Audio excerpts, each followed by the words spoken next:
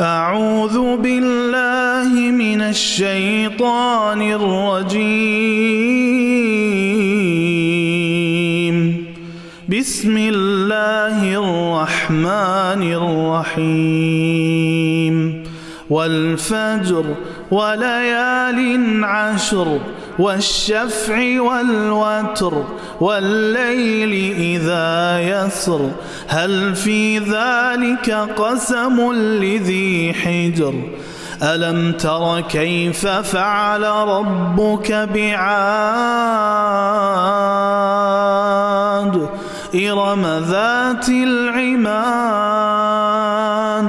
التي لم يخلق مثلها في البلاد وثمود الذين جابوا الصخر بالواد وفرعون ذي الأوتاد الذين طغوا في البلاد فأكثروا فيها الفساد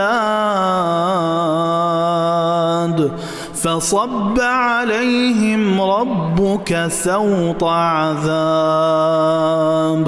إن ربك لبالمرصاد فأما الإنسان إذا ما ابتلاه ربه فأكرمه ونعمه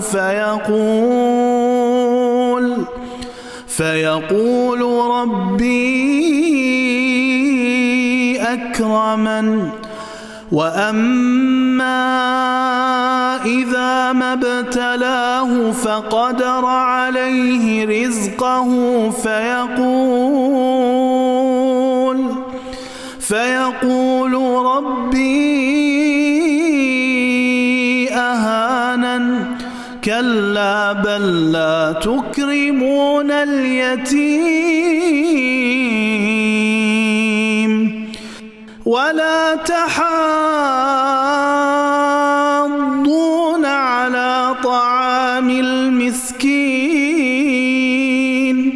وتأكلون التراث أكلا لما وتحبون المال حبا جما كلا إذا دكت الأرض دكا دكا وجاء ربك والملك صفا صفا وجيء يومئذ بجهنم يومئذ يتذكر الإنسان وأنى له الذكرى